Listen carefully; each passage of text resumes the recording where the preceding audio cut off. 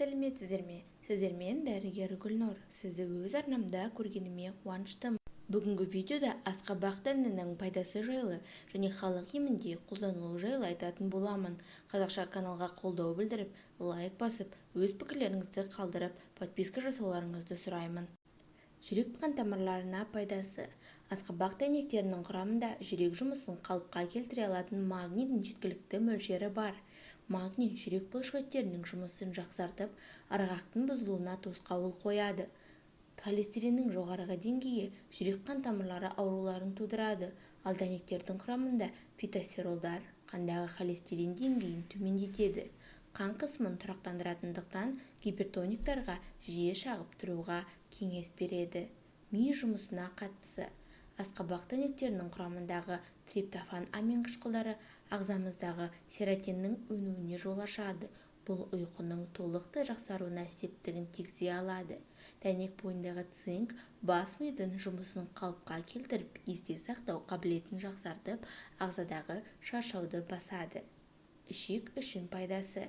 Дәнектердегі жасұнық ішек жұмысын белсендетіп босата алады.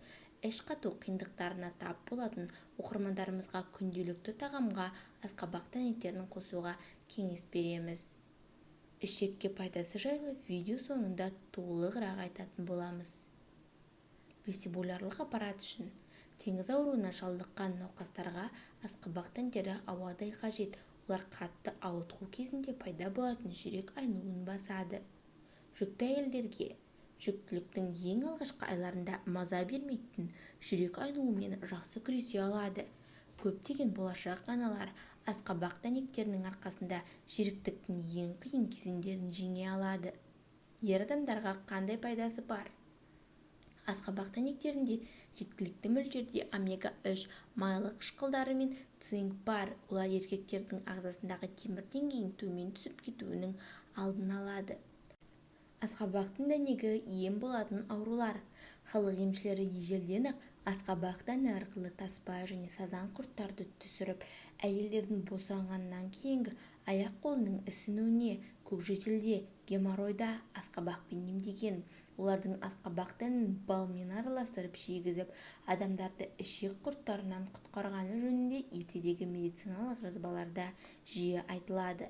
Адамның ішіндегі таспа құртты түсіру үшін 60-120 грамм асқабақ дәнін суға қайнатып, аш қарынға дәнімен қоса ішеді.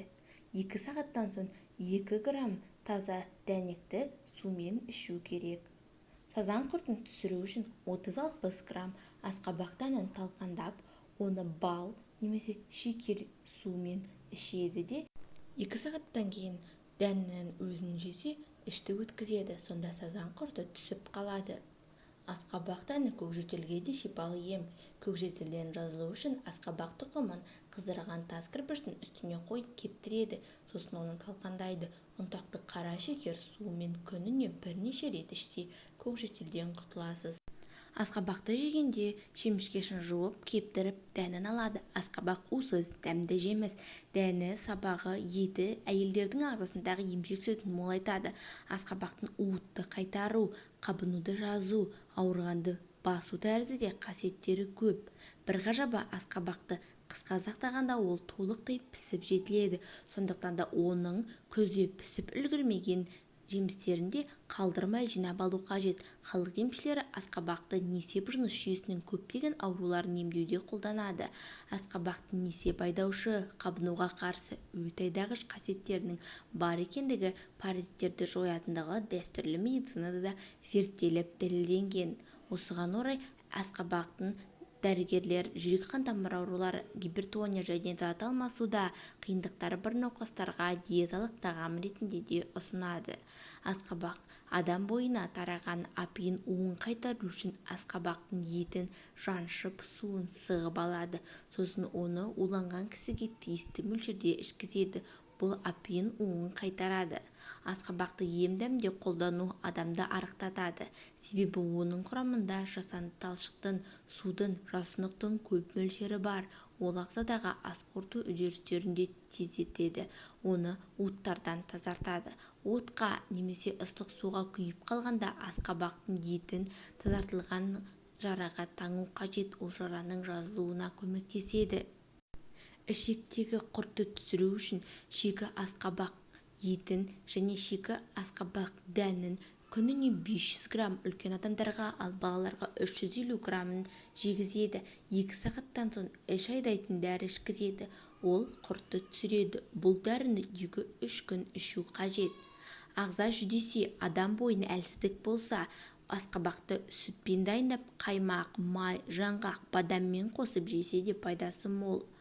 Асқабақ орталық жүйесін тыныштандыру үшін асқабақтың шырынын немесе қайнатпасын, яғни дәнін балмен араластырып, ұйқы алдында ішу керек. Ол ұйқы дәрісіндей әсер етеді.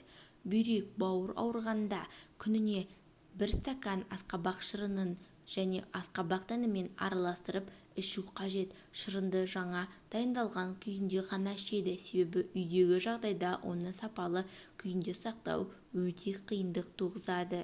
Жүкті әйелдердің жүрек айнағанда асқабақ дәнінен күніне 300-400 грамм жесе, жүрек айнығанды басады. Бүйрек ауырғанда тәулігіне жарты стакан асқабақ дәнін ұнтақтап, балмен араластырып жесе, тек бүйрек және зәр шығару жүйесіне емес, жалпы адамның ағзасына, иммундық жүйені көтеруге өте үлкен септігін тигізеді. Дәл осы қоспаны күніне таңертең аш қарынға 2 ас қасықтан жеу ұсынылады. Емдеу курсы 1,5-3 айды құрайды. 3 айдан соң 1 ай дем алып, тағы да 3 ай осы курсты жалғастыратын болсаңыз, тек қана ағзаңыз емес, сонымен қатар иммунитетіңіз де витаминдерге толады. Асқазан, ішек жолдары, асқазанның шышты қабатында дерт болса, асқабақтың дәнін таңертең аш қарынға шайнап жеу қажет. Ішектегі құрттардан толық айырылудың ең тиімді әдісі қабығы аршылған дәнін аш қарынға жеу. 6-7 дәнді езіп, сүтпен ішсеңіз де болады. Геморройды кетіру үшін асқабақ тұқымының 1 келісін суға қайнатып, одан ванна жасап, емді бірнеше күн жалғастырса, аурудан жазылады. Зерттеулер көрсеткендей, асқабақ тұқымын үнемі тұтыну қатерлі ісік ықтималдылығын төмендететіндігін көрсетті. Сонымен қатар, рак клеткаларымен күресетін денеге оң әсер етеді. Тұқымдардағы мырыштың арқасында мидың қалыпты жұмысын қамтамасыз етіледі. Тітіркену, психикалық шаршау төмендейді, есте сақтау айтарлықтай жақсарады және ұйқы қалыпқа келеді. Асқабақ тұқымдары қан тамырлары мен жүректі нығайтуға, қан құрамын жақсартуға, қан қысымын қалыпқа келтіруге көмектеседі. Асқабақ тұқымдары жүкті әйелдердің жүрек айнуын, теңіз ауруын және ер адамдарда простатиттің болуына жол бермейді. Осымен бүгінгі видеомыз аяқталды. Сіздерге пайдалы болды деген ойдамын. Сіздермен болған дәрігер Гүлнұр. Қазақша каналға қолдау білдіріп, лайк басып, комментарий қалдырып, өз пікірлеріңізді қалдырып, подписка жазуларыңызды сұраймын. Келесі видеода кездескенше сау болыңыздар.